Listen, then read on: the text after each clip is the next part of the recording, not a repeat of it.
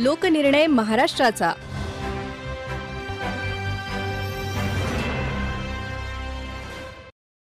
श्रोते हो, लोकसभा निवडणुकीची रणधुमाळी राज्यात सुरू झाली आहे. राज्यातल्या लोकसभा मतदारसंघातली परिस्थिती कशी आहे, कुठून कोण निवडणूक रिंगणात उतरलंय, निवडणूक लढवण्याविषयी उमेदवारांची भूमिका काय आहे, राजकीय विश्लेषकांचं मत काय आहे, स्थानिकांच्या अपेक्षा काय आहेत, याचं विश्लेषण करणारा कार्यक्रम लोकनिर्णय महाराष्ट्राचा आकाशवाणी आपल्यासाठी घेऊन आली आहे. या अंतर्गत आज आपण ऐकणार आहोत हिंगोली लोकसभा मतदारसंघाचा आढावा. परभणी जिल्ह्यातून विभक्त होऊन 1 मे 1999 रोजी हिंगोली जिल्ह्याची निर्मिती करण्यात आली. विदर्भ आणि मराठवाडा यांना जोडणारा हिंगोली जिल्हा आहे. हिंगोली लोकसभा मतदारसंघ हा 3 जिल्ह्यात विभागला गेला आहे. हिंगोली जिल्ह्यातील हिंगोली, कळमनुरी, वसमत, नांदेड जिल्ह्यातील हदगाव, हिमायतनगर आणि किनवट, तर यवतमाळ जिल्ह्यातील उमरखेड विधानसभा मतदारसंघ अशा 6 विधानसभा क्षेत्रांचा मिळून हिंगोली लोकसभा मतदारसंघ तयार झाला आहे. हा मतदारसंघ 400 किलोमीटर विस्तीर्ण क्षेत्रात विस्तारला आहे. या निवडणुकीत हिंगोली लोकसभा क्षेत्रात 18,02,592 एवढी एकूण मतदार संख्या आहे. त्यात पुरुष मतदारांची संख्या 9,27,587 तर स्त्री मतदार 8,74,982 आहेत. 23 मतदार तृतीयपंथी आहेत. 2019च्या लोकसभा निवडणुकीत शिवसेनेच्या धनुष्यबाण या चिन्हावर हेमंत पाटील हे खासदार म्हणून निवडून आले होते. या निवडणुकीत एकूण 11,53,274 मतदारांनी मतदानाचा हक्क बजावला होता. त्यापैकी 50% अधिक म्हणजेच 5,86,312 एवढी मतं घेत हेमंत पाटील विजयी झाले होते. गेल्या निवडणुकीत एकूण 28 उमेदवार रिंगणात होते. हेमंत पाटील यांचे नजीकचे प्रतिस्पर्धी काँग्रेसचे उमेदवार सुभाष वानखेडे यांना 3,08,456 म्हणजेच एकूण मताच्या 26.65% एवढी मतं पडली होती. 2,77,856 एवढ्या फरकानं हेमंत पाटील यांनी विजय मिळवला होता. त्यावेळी वंचित बहुजन आघाडीचे मोहन राठोड यांना 1,74,051 इतकी म्हणजेच एकूण मतांच्या 15% मतं मिळाली होती. हिंगोली जिल्ह्यात कृषी हा प्रमुख व्यवसाय आहे. रोजगारासाठी जिल्ह्यातील युवकांचं स्थलांतर ही सुद्धा मराठवाड्यातील सर्व जिल्ह्यांप्रमाणेच हिंगोलीची मोठी समस्या आहे. हळद उत्पादनात अग्रणी असणारा हा जिल्हा आहे. वसमत तालुक्यात बाळासाहेब ठाकरे हळद संशोधन आणि प्रक्रिया केंद्र उभारण्याचं काम सुरू आहे. 100 कोटी रुपये खर्चून 65 एकर जागेत हे केंद्र उभं करण्यात येत आहे. यामुळे हिंगोली जिल्ह्याचं नाव देशपातळीवर पुढे येत आहे. जिल्ह्यात जागतिक पातळीवरची नासाची प्रयोगशाळा लिगो इंडिया प्रकल्प औंढा नागनाथ तालुक्यात उभारण्यात येत आहे. त्याला केंद्र सरकारनं मंजुरी दिली असून 2,600 कोटी रुपयांचा निधीही उपलब्ध करून दिला आहे. या प्रयोगशाळेमुळे जिल्ह्याला वैज्ञानिकांचा जिल्हा अशी ओळख मिळणार आहे. याशिवाय भेंडेगाव शिवारात 250 एकरमध्ये लॉजिस्टिक पार्कसाठी मंजुरी मिळाली आहे. हिंगोली लोकसभा मतदारसंघात येणाऱ्या माहूरगड या शक्तीपीठाच्या ठिकाणी रेणुका मातेच्या दर्शनासाठी 50 कोटी रुपये खर्च करून लिफ्ट आणि 4ही गडावर केबल कारचा प्रकल्प राबवून धार्मिक पर्यटनाला चालना देण्याचा प्रयत्न सुरू आहे. हे सर्व प्रकल्प प्रस्तावित असून या प्रकल्पांकडून हिंगोली लोकसभा मतदारसंघाला फार मोठ्या अपेक्षा आहेत. माझे नाव व्यंकटेश प्रभाकर तेल्लावर, आखाडा बाळापूर. माझे दुकान बस स्टँडवर आहे. जसे की हिंगोली जिल्ह्यात हिंगोलीमध्ये असो किंवा कळमनुरी असो MIDC एरिया आहे. त्या MIDC एरियामधून जे रोजगाराला काम मिळते त्याप्रमाणे प्रत्येक गाव जसे बाळापूर आहे, डोंगरकडा, शेनगाव, औंढा असे प्रत्येक गावात जर MIDC केल्या मोठमोठ्या गावाला तर त्या उद्देशाने सगळ्याला रोजगार मिळेल. रोजगार मिळाल्यामुळे काय होईल, सगळ्याचा फायदा होईल. माझं नाव विनायकराव बाबाराव बोंडारे, आखाडा बाळापूर येथील मी एक प्रगतिशील शेतकरी आहे.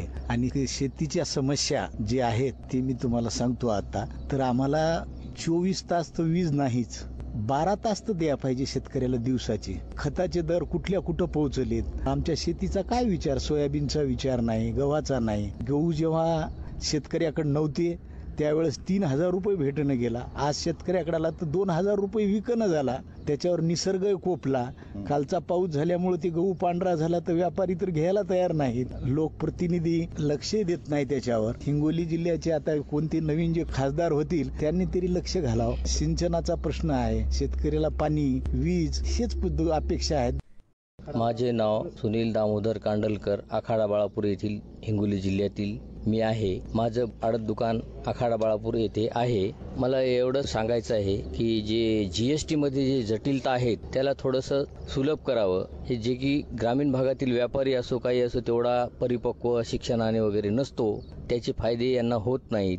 त्या समस्या मिटवायला पाहिजेत. रोड वगैरे व्यवस्थित झाले आहेत, सुविधा चांगल्या आहेत, पण टॅक्सच्या माध्यमातून रोड बनल्यानंतर सुद्धा टोल टॅक्स लागतो.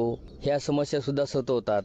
धार्मिक क्षेत्रामध्ये 12 ज्योतिर्लिंगांपैकी एक असलेलं 8वं ज्योतिर्लिंग औंढा नागनाथ हे तीर्थक्षेत्र आहे.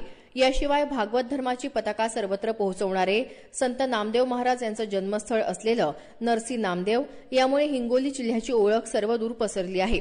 महत्वाचं शक्तीपीठ असलेलं रेणुका मातेचं माहूरगड हे हिंगोली लोकसभा अंतर्गत येणारं एक प्रमुख धार्मिक केंद्र आहे.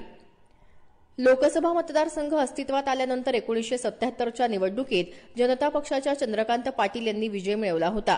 केंद्रीय मंत्रिपद भूषवणाऱ्या हिंगोलीच्या खासदार सूर्यकांता पाटील, दिवंगत माजी खासदार राजीव सातव यांनीही हिंगोली लोकसभेचं प्रतिनिधित्व करत देशपातळीवर हिंगोलीची ओळख निर्माण केली आहे. हिंगोली लोकसभा मतदारसंघ विविध विचारसरणीचा असला तरी मागील काही वर्षांपासून या मतदारसंघावर शिवसेनेला चांगलं यश मिळालं आहे. 1991 साली विलास गुंडेवार यांनी शिवसेनेकडून विजय मिळवला, तर शिवाजी माने यांनी 1996 साली शिवसेनेतर्फे हिंगोलीची खासदारकी मिळवली होती.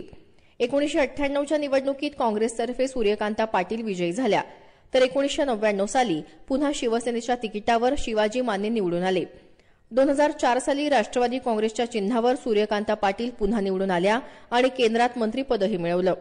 2009 साली पुन्हा शिवसेनेचे सुभाष वानखेडे यांनी लोकसभेवर शिवसेनेचा भगवा फडकवला. 2014 साली राजीव सातव यांनी काँग्रेसतर्फे ही निवडणूक लढवली आणि विजय मिळवला. 2019 साली पुन्हा शिवसेनेचे हेमंत पाटील यांनी काँग्रेसकडून ही जागा खेचून घेत शिवसेनेला विजय मिळवून दिला. त्यामुळे हिंगोली लोकसभेवर अधिक काळ शिवसेनेचा खासदार राहिला आहे. आता 2024 या वर्षात हिंगोली लोकसभेची निवडणूक गाजत आहे. हिंगोली लोकसभेच्या सुरुवातीलाच अनेक नाट्यमय घटना घडल्या आहेत. शिवसेना पक्षात फूट पडल्यानंतर खासदार हेमंत पाटील, आमदार संतोष बांगर यांनी शिंदे गटात जाणं पसंत केलं. परिणामी हिंगोली लोकसभेचे खासदार कळमनुरीचे आमदार सत्ताधारी शिंदे गटाचे, तर वसमतचे आमदार, हिंगोली, उमरखेडचे आणि किनवटचे आमदारही सत्ताधारी पक्षाचेच झाल्यानं संपूर्ण हिंगोली लोकसभा मतदारसंघ सत्ताधारी पक्षांचा बालेकिल्ला बनला आहे. मात्र उमेदवारीची अधिकृत घोषणा झाल्यानंतर विद्यमान खासदार हेमंत पाटील यांच्या विरोधात पक्षांतर्गत मतभेद आणि मित्रपक्ष असलेल्या भाजपच्या आमदार आणि पदाधिकाऱ्यांनी दंड थोपटले. टोकाच्या नाराजी नाट्यानंतर मुख्यमंत्री एकनाथ शिंदे यांना विद्यमान खासदार हेमंत पाटील यांची उमेदवारी रद्द करावी लागली. आयत्यावेळी नांदेडचे जिल्हाप्रमुख बाबूराव कदम कोहळीकर यांना शिवसेनेनं उमेदवारी दिली आहे. आता महायुतीतर्फे बाबूराव कदम कोहळीकर, महाविकास आघाडीतर्फे नागेश पाटील आष्टीकर, वंचित बहुजन आघाडीतर्फे डॉक्टर BD चव्हाण, तर भाजपचे बंडखोर रामदास पाटील सुमठाणकर, श्याम भारती महाराज, भाजपचे माजी जिल्हाध्यक्ष अॅडव्होकेट शिवाजी जाधव यांनी अपक्ष उमेदवारी दाखल करून एकमेकांसमोर आव्हान निर्माण केलं आहे. विशेष म्हणजे महायुती, आघाडी आणि वंचित बहुजन आघाडीतर्फे दिलेले उमेदवार हे पूर्वाश्रमीचे शिवसैनिकच असल्यानं आजी माजी शिवसैनिकांनी एकमेकांना निवडणुकीच्या रिंगणात आव्हान दिल्याचं दिसत आहे. या उमेदवारांनी त्यांची भूमिका या शब्दात विशद केली. नमस्कार, मी बाबूराव कदम कोहळीकर. हिंगोली लोकसभेसाठी मला महायुतीकडून शिवसेनेची उमेदवारी मिळालेली आहे. हिंगोली लोकसभा ही 3 जिल्ह्यामध्ये विभागलेली आहे. हिंगोलीमध्ये खूप मोठा सिंचनाचा अनुशेष आहे. त्याचबरोबर नावउद्योग जिल्हा म्हणून हिंगोलीकडे बघण्याचा दृष्टिकोन संबंध महाराष्ट्राचा आहे. हळद संशोधन केंद्र यांच्या माध्यमातून हेमंत भाऊंनी उद्योगाला सुरुवात केलेली आहे. शेती जर पिकली तर सगळ्यांच्या हाताला काम लागते, गोरगरीब कष्टकरी. त्याच्यामुळं शेतीसाठी सिंचन महत्वाचं आहे, त्याच्यासाठीच प्रयत्न करणार आहे. धन्यवाद.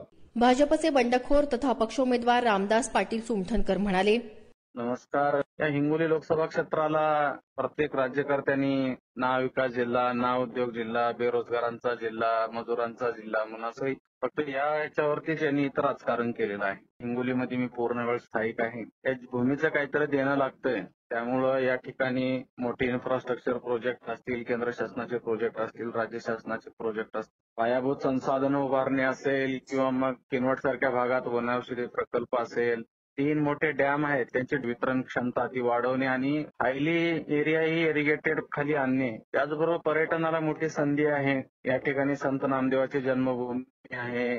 नागनाथांचं 12 ज्योतिर्लिंगापैकी एक ज्योतिर्लिंग आपल्याकडे आहे. 3.5 पीठापैकी आदिशक्ती रेणुका मातेचं मंदिर आहे. त्याचबरोबर 12 खंडीचं या ठिकाणी उमरखेड भागामध्ये स्थान आहे. उनकेश्वर सारखे आहेत. मोठ्या प्रमाणात त्या ठिकाणी पर्यटनाला संधी आहे. सहस्त्रकुंड सारखा बहुउद्देशीय प्रकल्प जो 1984 पासून खंडित पडलेला आहे. त्या ठिकाणी वीज निर्मिती केंद्र असेल किंवा मग इतर अनुषंगाने आपण त्या ठिकाणी लिफ्ट इरिगेशन तिथनं पण करणं असेल. या साऱ्या मोठ्या प्रोजेक्ट बरोबर सामान्य गरीब महिला आणि शेतकरी त्याचबरोबर दिव्यांग या सर्वांच्या विकासासाठी कल्याणकारी योजनेच्या माध्यमातून त्यांना आरोग्य, शिक्षण, त्यांना राहायला पक्कं घर हे केंद्र शासनाच्या राज्य शासनाच्या योजनेतून त्यांच्यापर्यंत पोहोचवण्याची समर्पक काम करण्याची इच्छा माझी मनोमन आहे. मागच्या 10 वर्षात या ठिकाणी मोठ्या प्रमाणात काम उभारलेलं आहे. जनतेचं अतोनात प्रेम आहे आणि मला विश्वास आहे की आज घडीला मी 1 ते 1.5 लाखांनी हिंगोली लोकसभेची जागा निवडून येणार आहे. राजकीय विश्लेषक विजय पाटील यांनी निवडणुकीविषयी या शब्दात आपलं मत व्यक्त केलं. सध्या भाजपच्या काही उमेदवारांनी बंडखोरी केलेली आहे. शिवसेनेच्या ठाकरे गटातही बऱ्याच लोकांची अजून नाराजी दूर झालेली आहे. त्यामुळे ह्याचा या निवडणुकीवर बराच मोठा परिणाम आहे. एकतर उमेदवारीवर सुरुवातीपासूनच 3 पक्ष निर्माण झाल्यामुळे नाराजीचा सूर होता मतदारसंघात. दुसरा महत्वाचा मुद्दा की स्थानिकचा आणि बाहेरचा. स्थानिकचा उमेदवार द्यायचा का बाहेरचा द्यायचा हा पक्षासमोर जसा प्रश्न होता तसाच त्या उमेदवाराच्या क्षमतेचा सुद्धा प्रश्न होता. स्थानिकच्या अनेक उमेदवारांमध्ये क्षमता असूनही त्यांना ती संधी उपलब्ध करून दिली नाही कोणत्याच पक्षाला. ही एक मोठी नाराजी आहे. दुसरी महत्वाची गोष्ट म्हणजे या भागाचा विकास. हिंगोली लोकसभा मतदारसंघाची रचना विचित्र आहे. या मतदारसंघात हिंगोली जिल्ह्यातले 3 विधानसभा मतदारसंघ, नांदेड जिल्ह्यातले 2 विधानसभा मतदारसंघ आणि एक विदर्भातल्या यवतमाळ जिल्ह्यातला मतदारसंघ येतो. त्यामुळे या ठिकाणी जो उमेदवार येतो तो एकतर नांदेड जिल्ह्यातला किंवा यवतमाळ जिल्ह्याचा असा त्याच्यासोबत भेदभाव होतो काय आणि त्याला कामं करताना ती अडचण जाते. नांदेड जिल्ह्यात काम केलं तर त्याला हिंगोली जिल्ह्यातल्या लोकांचा रोष पत्करावा लागतो आणि जर यवतमाळ जिल्ह्यात काम केलं तर मग तर त्याला बाकीच्या 5 मतदारसंघाचा रोष पत्करावा लागतो. म्हणजे त्याला विकासाची कामं करताना फार मोठ्या अडचणीचा सामना करावा लागतो आणि जवळपास 2200 गावांचा हा मतदारसंघ, 400 किलोमीटरचा याचा फेरा आहे आणि ह्या अशा ठिकाणी एखाद्या खासदाराला पूर्ण वेळ देणंही शक्य होत नाही. त्यामुळे इथं दुसऱ्यांदा कोणी निवडून आतापर्यंत आला नाही. हेच त्याचं प्रमुख कारण होतं की लोकांच्या अपेक्षा ज्या आहेत ते प्रत्येक मतदारसंघात खासदार, आमदार आपल्याकडे आले पाहिजे, आपल्या कार्यक्रमांना आले पाहिजे. विकासाच्या कामांच्या पेक्षा खासदारांच्या भेटीकडे लोकांचं फार जास्त लक्ष असते. हे पण या मतदारसंघाचं दुर्दैव आहे आणि विकासाची कामं कोणी केली, किती केली ह्याची तुलना न करता जात, धर्म, पंथ यावर विभाजन करणं आणि निवडून येणं हे एक आतापर्यंत या मतदारसंघाचं वैशिष्ट्य राहिलं आहे आणि ह्याच कारणामुळे या मतदारसंघाला नेतृत्वही पूर्ण वेळ कधी मिळालं नाही. नेतृत्वाचा अभाव असलेला हा मतदारसंघ आता नेमकं कुणाला संधी देईल हे लवकरच स्पष्ट होईल. तरी अजून नाराजी नाट्य किंवा बंडखोराच्या याचा धुरळा बसला नसल्यामुळे हे अद्याप स्पष्ट सांगता येणार नाही की सध्या नेमकं कुणाकडे पारडं झुकलेलं आहे.